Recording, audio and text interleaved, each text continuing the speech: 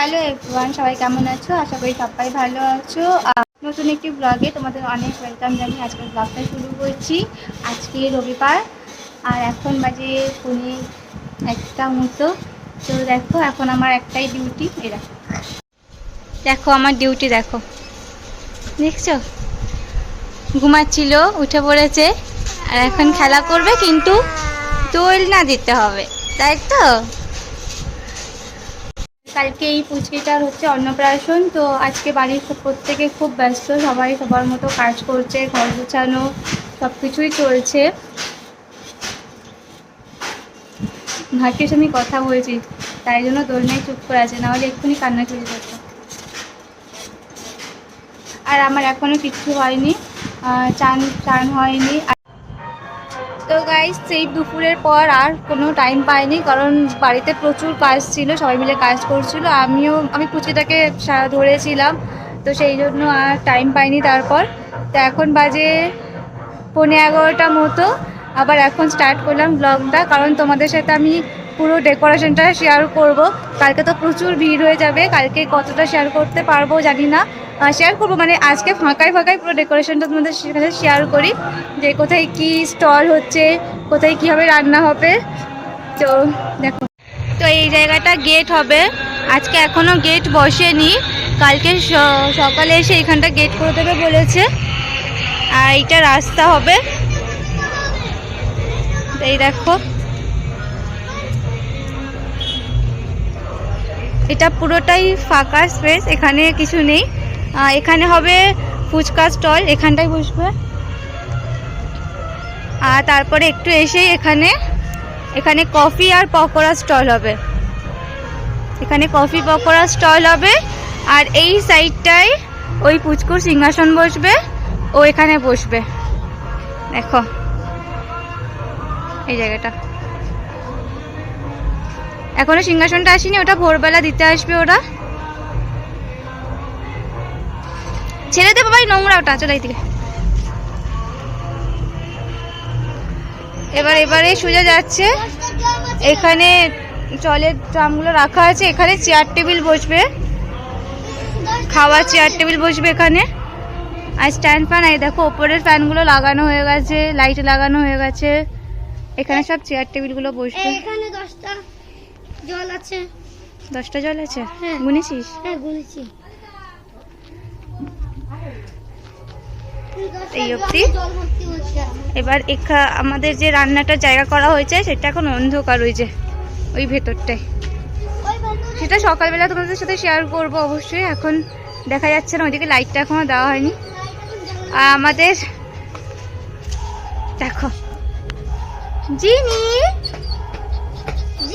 ও বেরোবার জেলায় কি করছে, সবাই ঘুরছে, আমাকে কেন আটকে রেখেছে।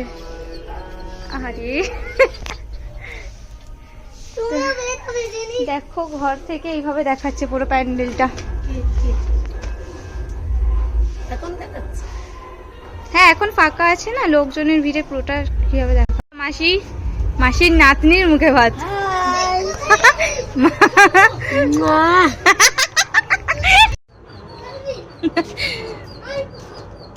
আমার মা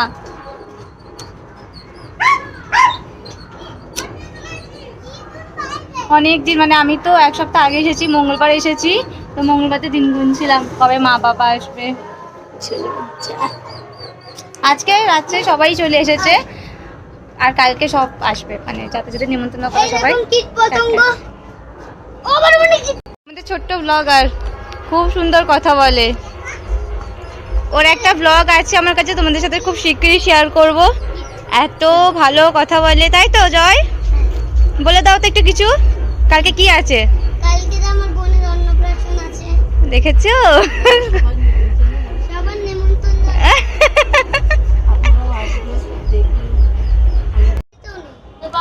এখন পৌনে 11টা মতো বাজে, সবাই বাজারে। বাবা ওই সাইডে, কোন সাইডে ঝগড়া করো। তো ভাই আর আমার বর গেছে বাজারে, কিছু বাজার বাকি আছে সেগুলো করতে গেছে। আজকের সব বাজার করে নিতে হবে, কারণ কাল সকাল থেকেই তো রান্না টান্না শুরু হয়ে যাবে।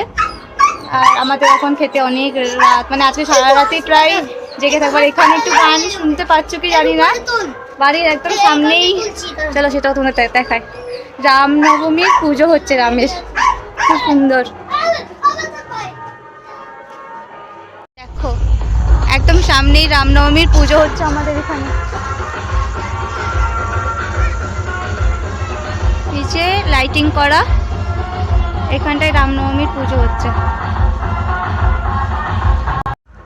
তো দেখলে যেখান দিয়ে লাইট দেখা যাচ্ছে ওখান দিয়ে রামনবমীর পুজো হচ্ছে, খুব সুন্দর গান শোনা যাচ্ছে।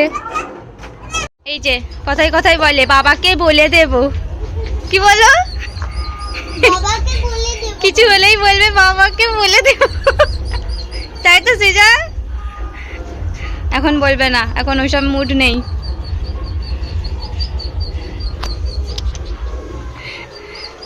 এটা আমাদের শোনা। কালকের অন্নপ্রাশনের বাজার অর্ধেকটা হয়েছে, আবার করতে গেছে। এটা কালকের অন্নপ্রাশনের বাজার, আর এখানে আমাদের বাড়ির রান্না চলছে।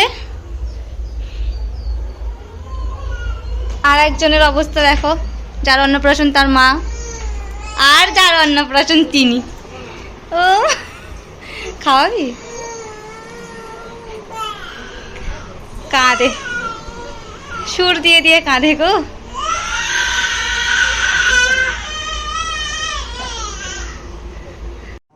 তারপর রাতে বসে আমিও একটু মেহেন্দি করে নিলাম, কারণ কালকে তো সকালে একদমই মেহেন্দি করতে পারবো না, সেই জন্য রাত্রে বসেই মেহেন্দিটা করে নিলাম। এখানে দেখো বাবা রাধুনি কাকুদের সাথে কথা বলছে, শুনলাম নাকি সারা রাত ধরে কাটাকাটি হবে আজকে, সারা রাত জেগে।